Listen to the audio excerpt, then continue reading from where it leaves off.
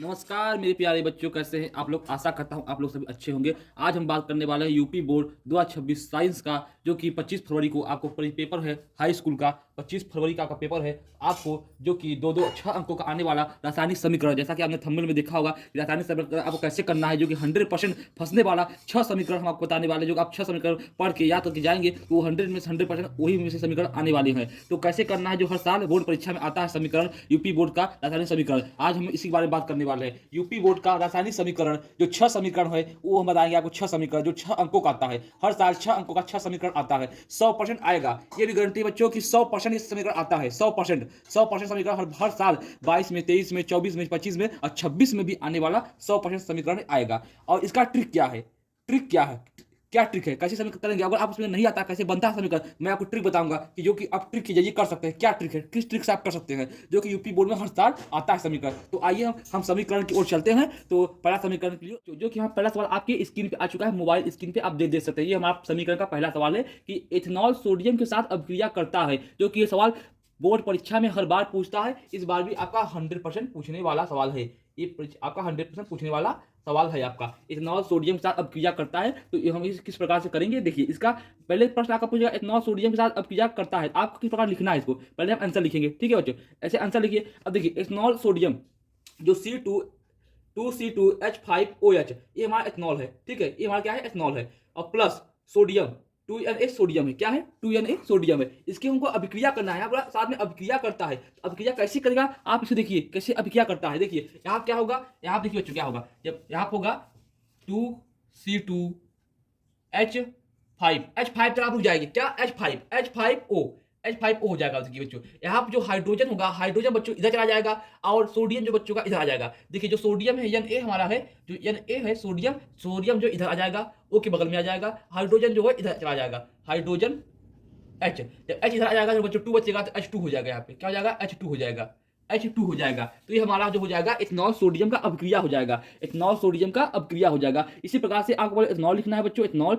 उसके बाद आपको हाइड्रोजन उधर भेज देना है और सोडियम को इधर लिख लेना है, जिसका हमने आपको स्क्रीन में लिखा हुआ है व्हाइट बोर्ड पे आपको। इसके बाद का हिंदी आपको लिखना है, जो कि हिंदी का महत्वपूर्ण है। देखिए, इथेनॉल सोडियम धातु के साथ अभिक्रिया करके सोडियम एथासाइड और हाइड्रोजन गैस बनाता है। यानी कि इथेनॉल और सोडियम धातु के साथ अभिक्रिया करता है, उसके बाद जो सोडियम होता है एक एकासाइड और हाइड्रोजन गैस बनाता है, हाइड्रोजन गैस और एथासाइड गैस बनाता है। आप अगर इतना भी लिख दोगे, आप जो हमने बताया आपको ये सूत्र, ये इंपॉर्टेंट चीज है, आपको इतना पढ़ के जाना है। इतना अगर आप इतना भी लिख दोगे, ये प्रश्न पूछेगा बोर्ड पेपर में, तो आपको पूरे अंक मिल जाएंगे। आप हिंदी लिखो चाहे मत लिखो, ये आपकी जानकारी के लिए मैं हिंदी आपको बता रहा हूँ। तो आपको जो ठीक पड़े आप अपने हिसाब से देख लीजिएगा। आइए हम दूसरे सवाल पर चलते हैं, जो कि दूसरा सवाल आपकी स्क्रीन में है। देखिए क्या कहता है दूसरा सवाल। एथिल अल्कोहल को एथिल अल्कोहल को एथिल अल्कोहल को 443 के ताप पर एथिल अल्कोहल को 443 के ताप पर शांत सल्फ्यूरिक, ये आप ध्यान दीजिए, शांत सल्फ्यूरिक अम्ल के साथ गर्म किया जाता है। यानी कि एथिल अल्कोहल को 443 के ताप पर शांत सल्फ्यूरिक अम्ल के साथ गर्म किया जाता है, तो क्या रिएक्शन होता है। हम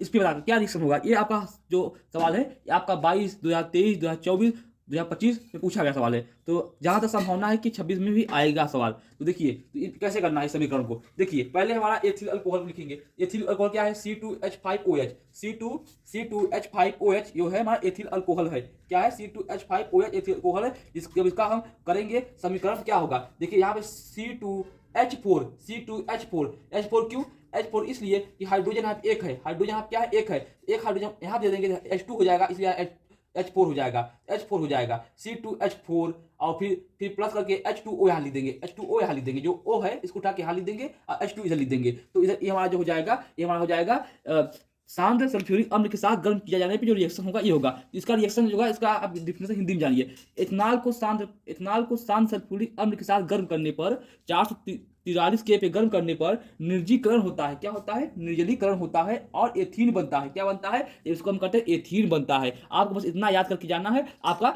100% आपका सही जाएगा, आपका नंबर पूरा प्राप्त हो जाएगा। आइए हम तीसरे सवाल पे, जो कि बहुत ही इंपॉर्टेंट सवाल है, बहुत ही महत्वपूर्ण सवाल है, जो कि हर बार पूछता है। इसे आप मोस्ट इंपॉर्टेंट लगा लीजिए। क्या लगा लीजिए, इंपॉर्टेंट सवाल है ये। क्या है, इंपॉर्टेंट है ये जो सवाल है इंपॉर्टेंट है। ये समीकरण आपका आ सकता है, ये इंपॉर्टेंट है क्योंकि हर बार ये पूछा है, मैंने देखा हूँ एकदम पूछता ही है। सवाल क्या है, मेथेन को वायु में जलाया जाता है। जब मेथेन अभिक्रिया को वायु में जलाया जाता है तो क्या अभिक्रिया होती है, क्या उसका होता है। बहुत छोटा सा आप देख लीजिए। देखिए मेथेन जो है CH4 + 2O2, मेथेन जो है ये मेथेन है, CH4 मीथेन आपका हो गया। उसके बाद वायु 2O2, ठीक है, वायु जो है 2O2, जब इसको हम अभिक्रिया करेंगे तो CO2 हो जाएगा, वायु इधर आ जाएगा, जल वायु इधर आ जाएगा और जल के साथ अभिक्रिया करके CO2 प्लस 2H2O मीथेन और उष्मा हो जाएगा। तो यही इसका छोटा सा अभिक्रिया है, आपको इस अभिक्रिया को याद करके जाना है। तो मीथेन वायु में जल कर कार्बन डाइऑक्साइड बनता है। जो मीथेन होता है जब वायु में जलता है तो क्या होता है, कार्बन डाइऑक्साइड बनता है और जो जल और उष्मा को देता है, क्या देता है, जल और उष्मा को देता है, जो कि यहाँ पे लिखा हुआ है जल और उष्मा को देता है, यानी हीट यानी उष्मा होता है आपका। तो ठीक है, तो यही हमारा तीसरा समीकरण था जो कि आप देख लीजिए, इससे अच्छे से इसको आप याद कर लीजिए। आइए हम चलते हैं चौथे सवाल पे। जो चौथा समीकरण है, एथिनाइक अम्ल इथेनॉल के साथ अभिक्रिया करता है, क्योंकि ये हमारा सवाल जो कि बहुत ही फेमस सवाल है, ये आता है बोर्ड परीक्षा में। हमने प्री बोर्ड के पेपर दिया था 2025 का, जो प्री बोर्ड का पेपर इस साल हुआ था, उसमें सवाल पूछा था कि एथिनाइक अम्ल जो होता है इथेनॉल के साथ अभिक्रिया करता है तो क्या होता है। देखिए जो एथिनाइक अम्ल होता है, ये हमारा एथिनाइक अम्ल है CH3COOH प्लस, ये क्या है हमारा एथनाइक है, क्या है ये हमारा एथनाइक है, ठीक है। फिर C2H5OH जो है हमारा अम्ल एथेनॉल है, क्या है, अम्ल एथेनॉल। जब इसका हम अभिक्रिया साथ में करते हैं तो क्या होता है, जब इसका हम अभिक्रिया करेंगे, देखिए CH3COO यहाँ तक तो आ रहा है, कहते हैं एथनाइक तो पूरा। फिर C2H5 प्लस H2O जल हो जाएगा। देखिए तो क्या होगा, तो इसका एथनाइक अम्ल और इथेनॉल की अभिक्रिया, एथनाइक अम्ल और इथेनॉल का जो अभिक्रिया होता है, जो हमारा एथनाइक अम्ल और इथेनॉल का जो अभिक्रिया होता है, उससे एथिल एथोनेट बनता है। क्या बनता है, उससे एथिल एथोनेट और जल बनता है। एथोनेट बन गया और ये जल बन गया हमारा, तो जल बनता है। यह अभिक्रिया स्टरीकरण कहलाती है। क्या कहलाती है, यह अभिक्रिया स्टरीकरण कहलाती है। क्या कहलाती है, यह अभिक्रिया स्टरीकरण कहलाती है। इसे आप अच्छे देख लीजिए, इसका आप स्क्रीनशॉट अपने ले लीजिए, जिससे कि आप नोटबुक नोट कर लीजिए। आइए चलते हैं पांचवें। आ गया हमारा पांचवा सवाल, जो कि पांचवा सवाल है, जो कि बहुत ही इंपॉर्टेंट सवाल है, जो कि ये हर बार पूछता है बोर्ड परीक्षा में। मुझे लगता है 100% इस बार आपकी बोर्ड परीक्षा में 2026 में ये आने वाला सवाल है। ये सवाल है, एथनाइक अम्ल सोडियम कार्बोनेट से क्रिया करता है। जो एथनाइक अम्ल हमारा होता है वो सोडियम कार्बोनेट से क्रिया करता है, तो क्या रिएक्शन होकर बनता है, तो क्या रिएक्शन होकर बनता है। देखिए जो ये है 2CH3 COOH, ये क्या है हमारा एथनाइक अम्ल है। क्या है हमारा जो एथनाइक अम्ल है, Na2CO3, ये हमारा सोडियम अम्ल है। क्या है, अम्ल सोडियम है, ठीक है। जब इसे क्रिया करता है तो हमारा क्या होता है, 2CH3CONA, यानी कि एथनाइक अम्ल प्लस जल, एथनाइक अम्ल जल और प्लस CO2 कार्बोनेट हो जाता है। C2CH3CONA प्लस H2O और प्लस C2O, ये क्या हो जाता है, हमारा कार्बन गैस बन जाता है। देखिए यहाँ से क्या होता है, अब ये समझिए, यहाँ पे एथनाइक अम्ल सोडियम कार्बोनेट के साथ क्रिया करता है। सोडियम कार्बोनेट के साथ क्रिया करके सोडियम एथेनोट जल और कार्बन डाइऑक्साइड गैस बनाता है। यानी कहने का मतलब बच्चों सिर्फ इतना है कि जब इसके साथ क्रिया करता है, एथनाइक अम्ल और सोडियम का क्रिया करता है, तो हमारा सोडियम एथोनाइट जल और कार्बन डाइऑक्साइड, हमारा डाइऑक्साइड गैस बनाता है। क्या होता है, डाइऑक्साइड गैस बनाता है। तो ये हमारा पांचवा था। कैसा लगा बच्चों, पांचवा, जो कि आप इसको अच्छे तरीके से याद कर लीजिए, इसका स्क्रीनशॉट ले लीजिए। और आप लोगों के लिए इतना मेहनत कर रहे हैं, तो आप लोग को कर रहे हैं, आप थोड़ा चैनल सब्सक्राइब करिए और थोड़ा सपोर्ट करिए हमारे भी चैनल को। अभी हमारे पास आप लोग चैनल खूब देखोगे, 8 या 10 सब्सक्राइबर हमारे हुए, अभी नया चैनल 10 सब्सक्राइबर हैं चैनल पे, तो आप लोग सपोर्ट करेंगे तो जल्दी, मुझे भरोसा है कि 1 के सब्सक्राइबर आप लोग जल्द से जल्द हमारा करवा दोगे। तो लक्ष्य मेरा अभी तो 1K का है, 1K सब्सक्राइबर का 1K सब्सक्राइबर लोग करवा दीजिए। आइए चलते हैं छठवें वीडियो, चलते हैं जो छठवां समीकरण है, आप इसे देखिए, ये छठवां आखिरी समीकरण है। तो हमारा जो छठवां समीकरण है ये क्या है, एथोनाइक अम्ल की सोडियम हाइड्रोजन कार्बोनेट के साथ क्रिया होती है।